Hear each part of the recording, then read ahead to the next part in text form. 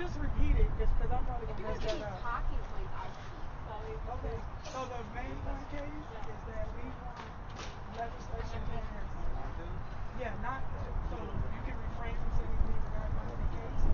You can talk about legislation. You can say we want these bills passed so that they can stop, so mothers don't have to be in my predicament, and also we can get the fairness that we need in our son's case. Okay. Now. Say that. Yep. And then anybody from Turner Street family? Anybody from, of course, Grandpa? Okay. Any other families? There's different families. Okay, so we'll have the families go. Then we'll have Jelani, John. What about you, Mohammed or Zayna? One of you guys. Okay, so whoever just wants to step up, we'll have maybe Tanner. Then we'll have Grandpa. Then we'll have, we're going to do just one person from each family. So when Tanner goes up, maybe you. Yeah, you. Family or Yeah. Yeah. So, yeah, but if we can, like, let's not go long, please, guys. Please not long. 2 minutes. Yeah, because this is a press conference. It's not, so we're just really saying why we're here, which is for the legislation. We're trying to get the legislation passed on behalf of our families. We're not really telling our stories today or any of that. We can say we're here on behalf of Justin Titan, who's being murdered by the St. Paul Police Department. Bam, we move on. So, okay, we can get started. So, okay. Okay, yeah, as long as we just keep it, because it's about we're trying to get, we're the anniversary of George Floyd. Okay, all right, you guys ready? Hello, everyone. We are standing here today in solidarity as families that have lost loved ones at the hands of law enforcement here in the state of Minnesota. I stand here today as the fiance and the mother of Justin Tigan's 14-year-old son. Justin Tigan was brutally beat to death and thrown inside of a trash dumpster by the St. Paul Police August 19, 2009. I stand here in solidarity with Dante Wright's family, Travis Jordan family, Brian Quinones family, and also we represent many other families like Kobe Heisler and many other families that have been murdered around Minnesota. We have come here today to ask the Minnesota legislators to please pass the police accountability bills. We have bills that are on the table that are rooted in our stories. These bills consist of the statute of limitation for wrongful death, the release of dash cams within 24 to 48 hours, as well as funding for a training for the police department. We will talk further about those bills as well, but we are here just asking that the legislators work with our families, work with the impacted community. We are out here, we are hurting, we are suffering from what has been done to our loved ones, and enough is enough. We need laws in place that we won't have to continue to see things happen like Dante Wright. We should not have to be going through this. There are people that are sitting in the legislative seats that are holding up the bills and not giving hearings to the bills. We need the people that are in the Senate to work with the impacted community, work with the families, work with the people that are hurting. You will save so many lives. You guys must understand, by not passing the legislation, you are putting more lives in danger. You are also putting officer lives in danger. There was an officer that was killed out in Stillwater, Minnesota, and his statute of limitation is almost up. And we need the legislation to go through so everybody's lives will be saved. We need the rules to change, and that is the laws. Who gonna stop the gangbangers then if they stop the cops? With that being said, we're going to move forward with the rest of the families that have lost loved ones. We are going to move forward with the rest of the families that are out of here today. And we're asking that people please respect our families that have lost our loved ones at the hands of the police. We are also celebrating the anniversary of George Floyd, who was murdered a year ago, and yet many laws have not changed, although we've seen how George Floyd was killed. So now we're going to call up Taryn Vane, significant other of Travis Jordan. Thank you. Hello everyone, my name is Taryn Vane. I am the girlfriend of Travis Jordan, who was murdered November 9th, 2018 during a wellness check in Minneapolis. He was murdered by two white rookie cops, Neil Walsh and Ryan Keyes, who were on the force for less than a year. They did not de-escalate the situation. Instead, they escalated the situation and murdered him instead. He did not get the proper help that he needed when he was experiencing suicidal ideation. You know, it's been a year since George Floyd has been murdered, and I truly believe that George Floyd was a light that really helped guide us in what we did this past year.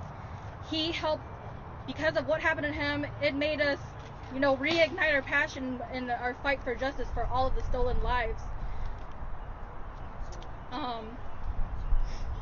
Because of what happened to George Floyd, you know, we are putting on spotlight on all the people that are guilty. It's the whole system that is guilty. It's the governor, mayors of St. Paul and Minneapolis, Richfield, Brooklyn Center, Brooklyn Park. It's legislation. It's people who you put in legislation, the state representatives, senators, the BCA, and the police departments. Those are the people that we need to put pressure on, and there needs to be a spotlight on them to what is going on. If we can get justice for George Floyd in the form of accountability, then all these other cases can be as well. There has been more than 400 murders before George Floyd, and none of them got any kind of accountability. And that is what we need. That is what we are hopeful for. We are still all grieving, but you know, we are hopeful that there will be changes in legislation, and there are 9 bills that we are trying to pass in legislation right now because of that. Thank you.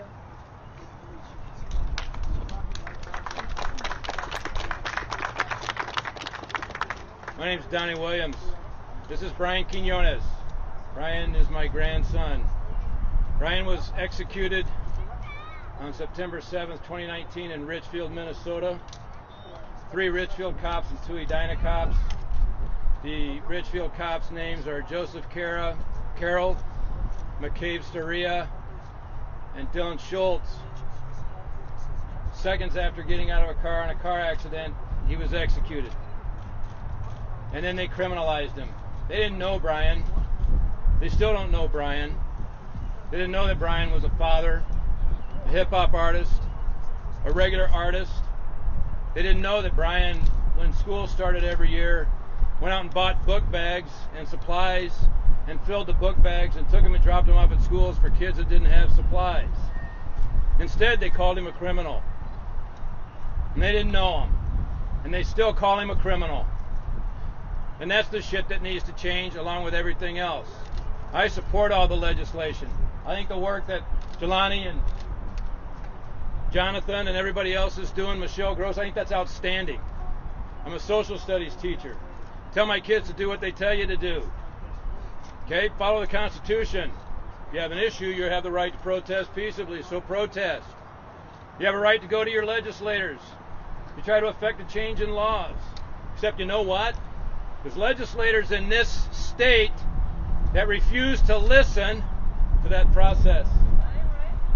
Okay? It ain't right. But it happens all the time. People tell me I have to be nicer. Well, fuck nicer. Okay? Paul Gazelka needs to be held accountable for turning this away and saying we're not going to do anything with police reform, or we're going to tiptoe through it. Okay? Warren Lemmer is the one that stalls most of these bills. All right? There's racists. Well, let's just say it's systemic racism, and they're the leaders of it. This needs to change. I'm tired of every time I turn around, someone else gets killed. Okay?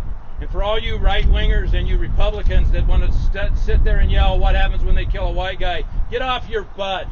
It's not our job to fight that fight for you. We're fighting for our families. If that upsets you so bad, get up and join the cause. See this? Worst group you want to be, or excuse me, well, I'm sorry. It is the worst group you want to be a part of. Cost is too high. But they're great people. And they care about change and they care about justice. And I'm glad I'm part of them, even though it cost me my grandson. And it cost my granddaughter and my great-grandson any kind of normalcy in life. Because they fight over it every day.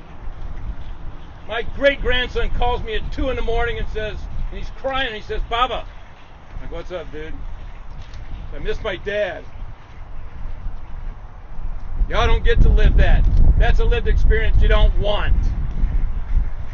Do the right thing. Support these families. Support this legislation. And stop these guys from killing people. Qualified immunity's crap. Should never been a law. Ever.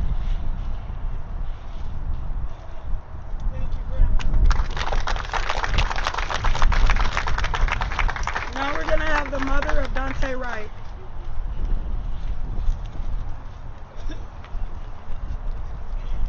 Hello everybody, my name is Katie Wright. I am Dante Wright's mom.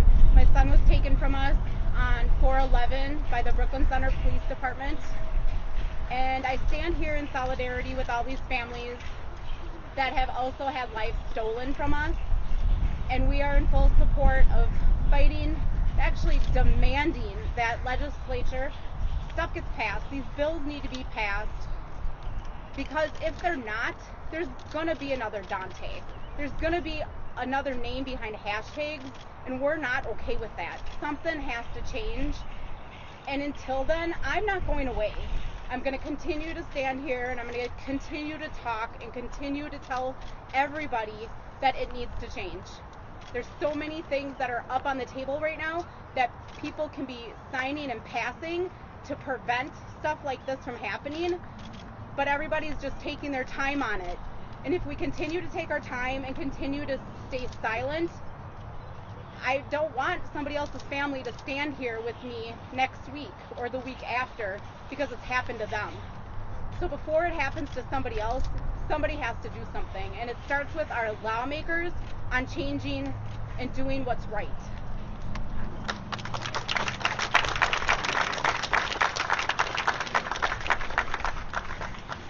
Now we're going to have Paul, friend of Travis Jordan and also a friend of Kobe Heisler. Hello, my name is Paul Johnson. Travis Jordan was my roommate and best friend at the time that he was killed on the wellness check. I oftentimes speak on behalf of family members that can't be in attendance. Amity cannot be today, so I'll speak on behalf of Kobe. On August 31st, 2019, officers showed up to a house after receiving a call because of self-harm ideations by an autistic man. Police showed up. It had been calmed down. They actually got an autistic boy to sit still for 13 minutes while they stood over him and intimidated him, talking about where he might have to go for 30 more days on a self-check. If you know anything about autism, you know that that is the exact opposite of de-escalation. They had already patted him down, finding no weapons, and as he got upset, crying into his hands and made a move for the back of the door, they say that he somehow found another magic knife and attempted to hurt them, shooting him 6 times in front of his grandparents, handcuffing him while his body lay twitching in front of his grandparents. This is not humanity. This is not empathy. These are not people who belong policing other people. These are people that should not be engaged with the public. They are too afraid, they don't understand, they are not culturally sensitive, and they do not have the time of day for us. When a system has gotten to that point, it needs to be gotten rid of. We cannot allow this sort of systemic racism and systemic white supremacy to take place in our neighborhoods. We need absolute change. We need absolute cooperation from our legislation. They must work together with us and with each other. Warren Limmer, we see you taking notes, doing whatever you're doing on your phone, cleaning your nails as we talk about our loved ones dying. Sir, this is unacceptable, and you will not get a pass. We will show up at your house, we will show up at your office, we will show up wherever we need to put the pressure on you. We will call every one of your constituents, and we will put the pressure on them. Sir, you cannot hide from us. You will make these changes because we demand them. Thank you. All power to the people. Thank you. Now we will have Courtney Ross, significant other of George Floyd.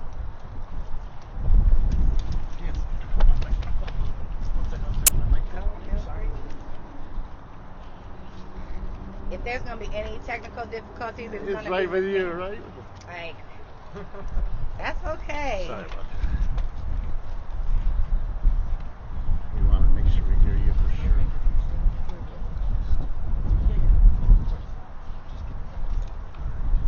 Thank you. All good? Okay, yes, ma'am. All right.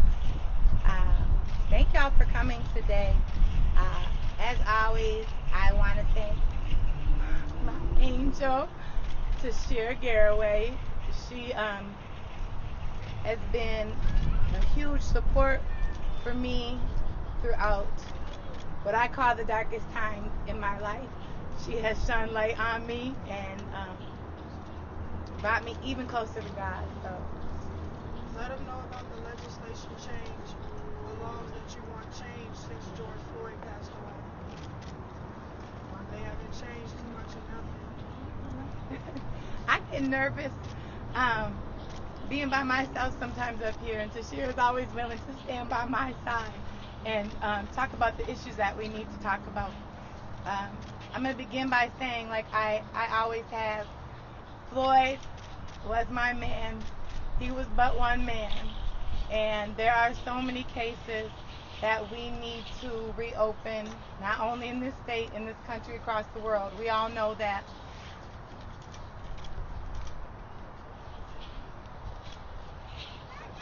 We got your back. We got your back. We got your back. We got your back. We got your back. We got your back. We got your back. We got your back. We got your back. We got your back. I think y'all can see this pain is like no other for all of us. We all share it. All these families, we all feel this every day. And though I want to bring light to every case that needs attention, it hurts every time we are together.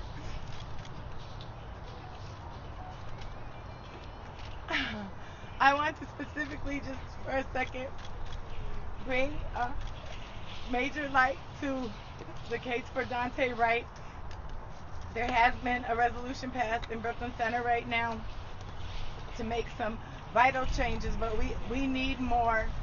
And I want everyone to start supporting these changes, looking into them. Share, could you talk for just one? Yeah.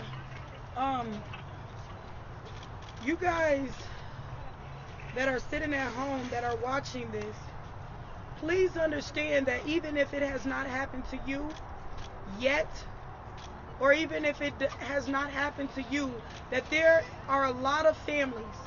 In the last 20 years here in the state of Minnesota, there's been over 470 murders, almost 500 bodies that have been stolen at the hands of law enforcement. And prior to Derek Chauvin's trial a few weeks ago, we had only one man that was held accountable out of all of those murders, and that was a minority man that killed a white woman. It has been shown and proven in this state that simply black and minority and indigenous lives do not matter. And if they do matter, then we need to do something to show that. And by holding up the bills, the legislation, a year after George Floyd was murdered, a man that laid on the ground, pleaded for his mother, urinated on himself, asking for breath so he could simply breathe. A year later, we are still pleading and begging for laws to change. This is the truth of what's going on in Minnesota. There's bodies in Minnesota. This place has caused so much pain for so many families. And a year later, we should not be standing here begging for legislation change. That should be the least of our worries while we're grieving the loss of our loved ones. But yet, we have to be out here pleading for this.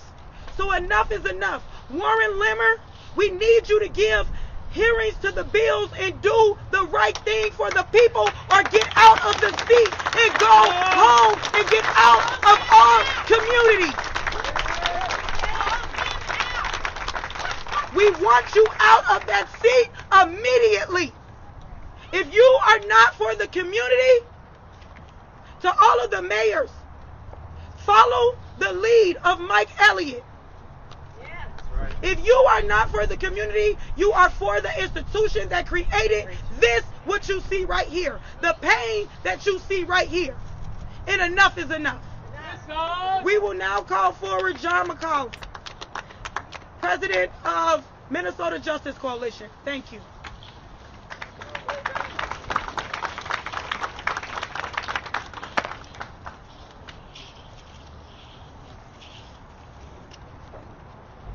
Hello, my name is Jonathan McClellan, the president of Minnesota Justice Coalition.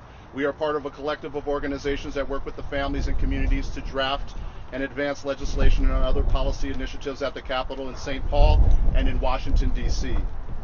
We are here today being 1 year since the murder of George Floyd here in the state of Minnesota, and the state of Minnesota has failed to bring the change that this moment demands. The bills we have put forward are being tampered with in an attempt to water them down by elected officials who say anything to get elected and keep power. There is no question about the racism and blatant defiance to change. These politicians and special interest groups have shown that they are beholden to the institution that created this, and they don't give a damn about the people whom they represent or who they're supposed to protect. We understand change is hard, but it's not impossible. We are not asking for a handout. We want your boot off our neck. We want a fair shot.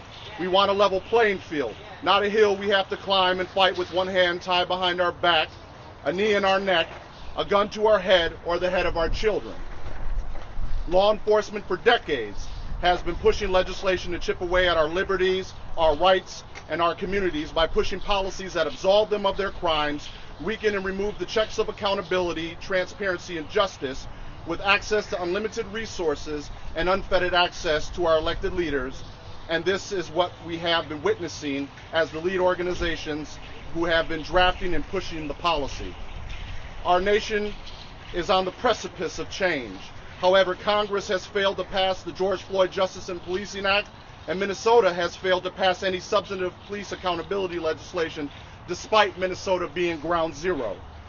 We have a problem in that some of our elected leaders do not see the humanity in black and brown skin. And you don't have to take my word for it.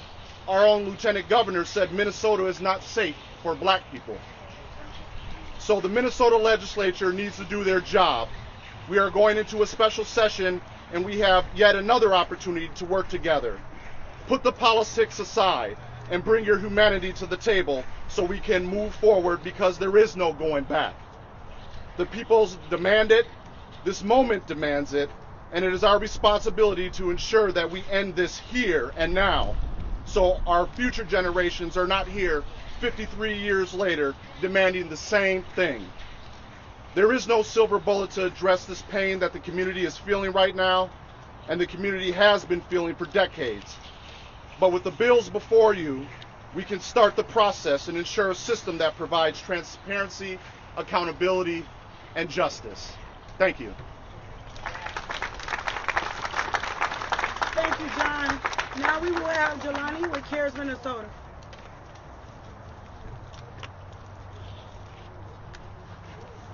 I want to first of all just recognize all of these families, and particularly to Shira for all the work that you have done. We are all sorry, but the most important thing that we're doing is we're not giving up. We're not giving up. If the state of Minnesota has given up, but we're not going to give up. The reality is that it has been now 1 full year since George Floyd was tortured, murdered on 38th in Chicago by 4 police officers in the city of Minneapolis. It's been a full year. The state of Minnesota, and the question that many of you today should be asking is, what has fundamentally changed in the state of Minnesota to protect the lives of black and brown bodies and indigenous in this land? The answer is nothing. Nothing has fundamentally changed in the state of Minnesota, policy-wise, to protect us from killer cops. Instead, the state has spent millions of dollars protecting the Brooklyn Center Police Department, millions of dollars protecting buildings, but not protecting the sanctity of human beings in this state. Today, this failure is a failure that Minnesotans have to look in the face, because we elected the failure of leadership that has resulted in zero action to this date today. And it's not just the Republicans. It is also Democrats who claim that they stand on the side of justice, but actually stand on the side of bad policing in this country. It is failure that has led us to this moment today. While these families and George Floyd's family grieve of the loss of this man and their loved ones, we report back to the world and to the state of Minnesota that the state of Minnesota is still dangerous for black people, because the police in this state still believe that they can get away with murder. And that is a reality.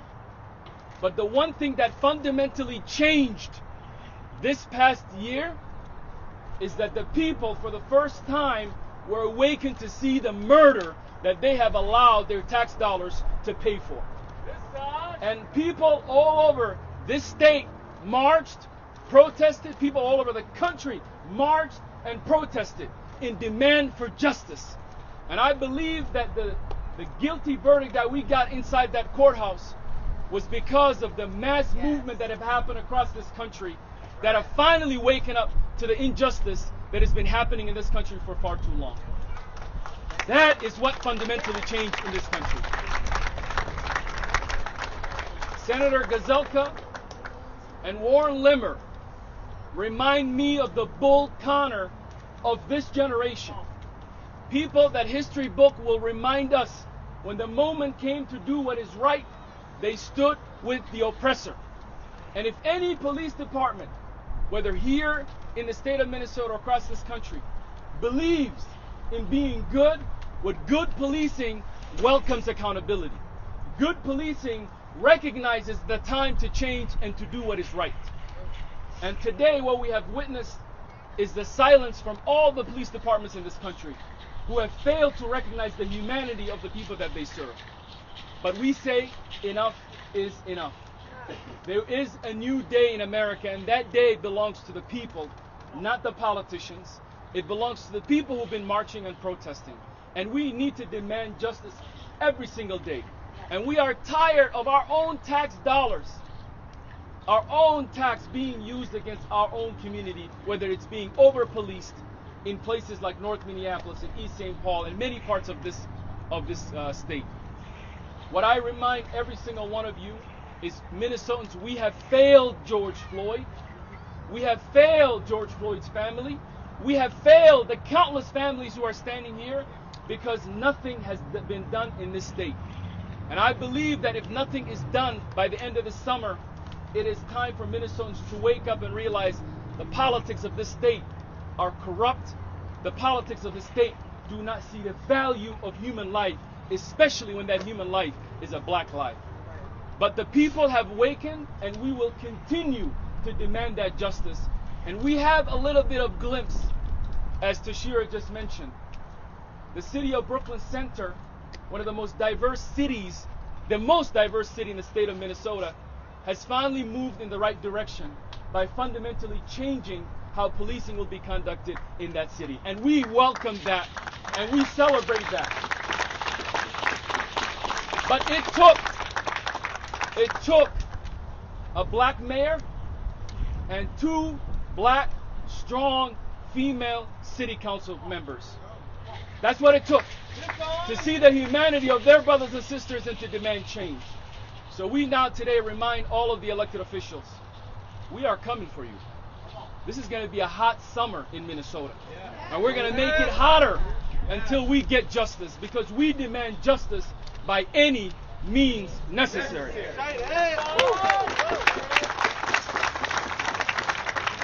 We will now have Mohammed with Cares Minnesota, and then we will conclude our press conference. Thank you.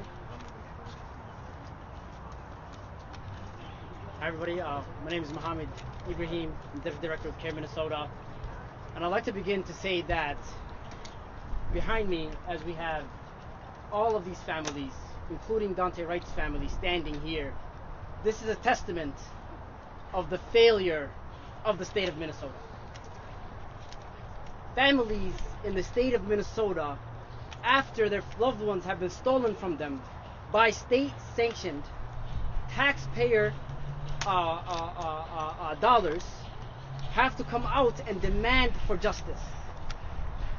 And this act alone is a representation of failed leadership in the state of Minnesota, a failed legislature in the state of Minnesota, and the inaction and complacency that we have seen for the decades and centuries in the state of Minnesota. The state of Minnesota was birthed out of white supremacy and still has deep roots to white supremacy. And the reason why I ask all of you is because there are other states across the nation who have passed legislation where George Floyd did not die. And yet here, where we have multiple high-profile cases, multiple high-profile deaths, viral deaths, we still don't have anything meaningful at the legislature.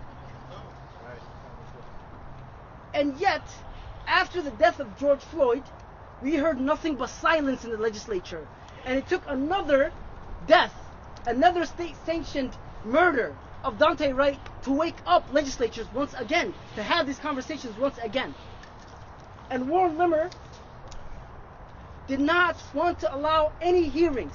Paul Gazelka said that the budget was more important than protecting black lives, that the budget was more important than demanding justice for Dante Wright's family, that the budget was more important than seeking justice for George Floyd's family and the countless other families in the state of Minnesota. We're talking about 400 plus families that died, that lost loved ones. And essentially, when a person is stolen from a family, that family dies as well. They can't see their loved ones. Their loved ones can never come back. But the very least that we can ask for is accountability. Accountability by the employers of the state that are employed and are paid by our taxpaying dollars.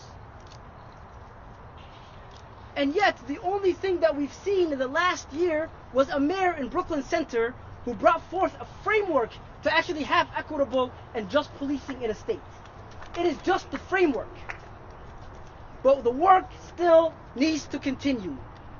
And for us, we have 2 legs of the stool, of the governmental stool, for the state of Minnesota. But yet we argue and we negotiate from a position of weakness.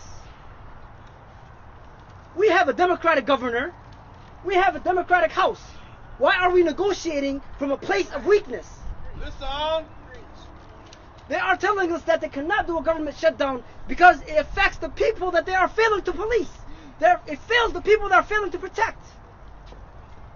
And now we are seeing this change of narrative that we need the police. No, the police need our taxpayer dollars. It's a job. What the hell is a blue life?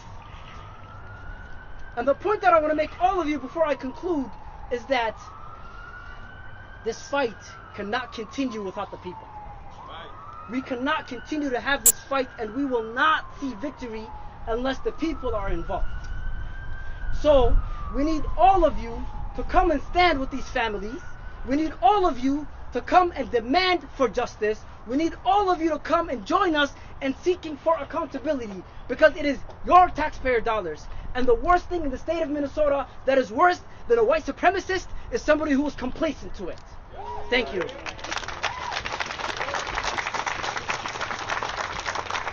That will conclude our press conference. I would like to let you guys know we do have Native Lives Matter, because we are standing on Native land here today. So they are here with us. Not only have Black lives been stolen, but other nationalities as well as Asian, Black, Indigenous lives have been stolen. We also have the family of Oscar Grant that is here from out of town to stand with us in solidarity today. So any of you that have to leave, we understand. Anybody who can stick around, we will have the Native dancers here today. We will do a short march, and then we will have more speakers. So we will hear from Native Lives Matter as well as Oscar Grant family. So anyone that can stick around for that portion of it. Do you guys have any questions? Oh, we have also the family of Breonna Taylor. We also have Soren, who was peacefully protesting for George Floyd a year ago, and he was shot in the eye, and his whole jaw was shattered. So we will hear from those speakers. Oh, and also the Lai's father as well. So we will hear from those speakers, but we will conclude this press conference at this time. Do you guys have any questions? No questions? Thank you all for being here today. Thank you.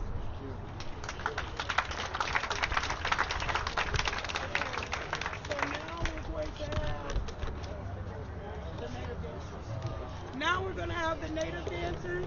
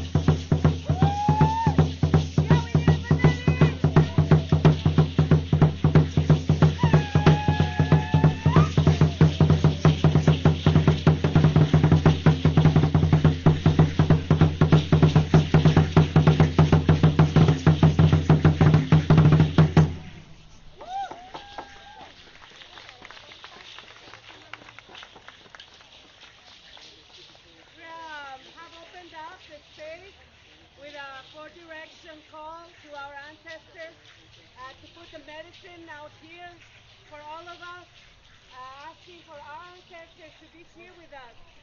We're always with them. They're always with us. But we're putting out some gifts for them. The special smoke, the sound, the drums, so that we can all be together in this work that we're all doing, this medicine work. And we're going to do another dance, and then we're going to start getting ready to move, okay? And we are Quetzalcoatlus.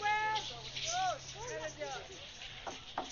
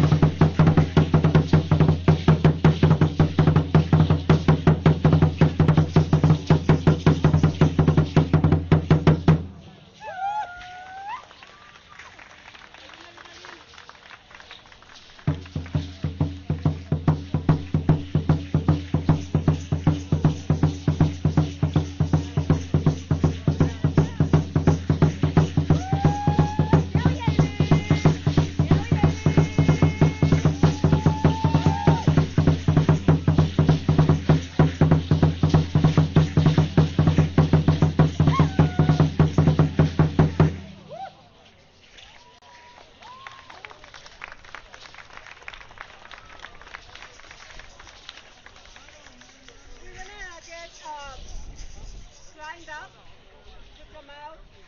And as we're dancing, we're going to stay all together, all of us. But if you care to give us water, if you have water, go ahead. We'll be dancing the whole time. And be careful with the fire. Sometimes, it'll take life. And it's our life. So. Thank you. Thank you. Ahora está la mamá de Roland.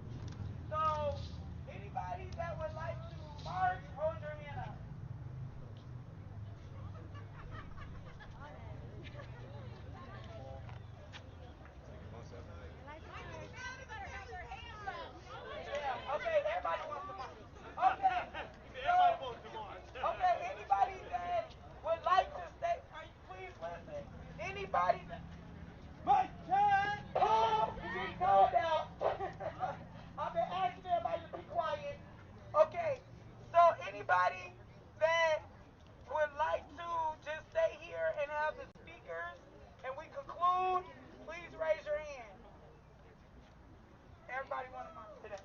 Okay, there we go. March it is. Marching for stolen lives. Marching for the memory of George Floyd. So, we do have the family of Oscar Grant. We do have the father of the Laid. We do have the young lady, what was her name? Who was killed in Ohio? Nakia Bryan was killed in Ohio. Her family is here. So what we're going to do, we're going to go ahead and start on the march. And then we will stop and hold space. And that is where we're going to, we also have Paul Castaway's family. And these are the native lives that we are standing on their land. So we'll get going on our march, and we're going to go that way. We're going to start leaving out that way. We'll follow behind the native dancers. We'll go down to University. We'll probably march down like near McDonald's, do a U-turn, and come back to the Capitol. Thank you. No justice! No peace! No justice! No peace! No justice! No peace! Okay, let's get going on the march. We're going to head out that way. Let's get going.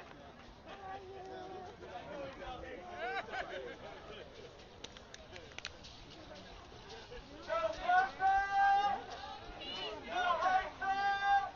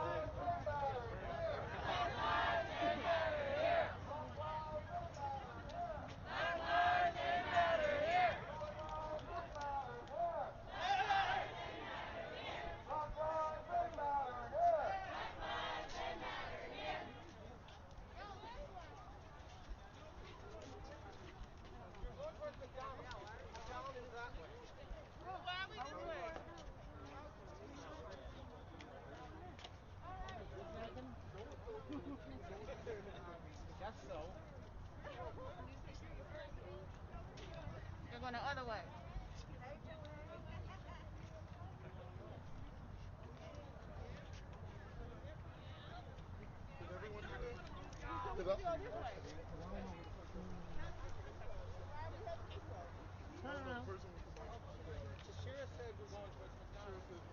Okay, so it's this way. So everybody going this way. Anna, bring to the front. They'll follow you. Marijuana doesn't matter here.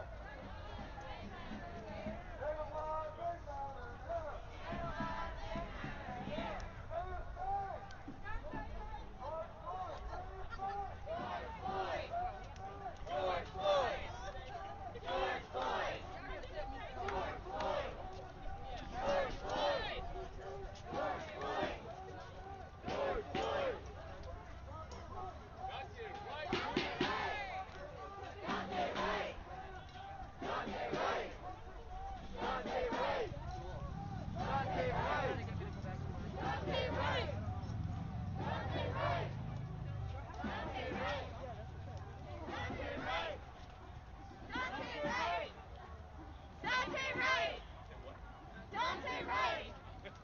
Dante Ray! Dante Ray!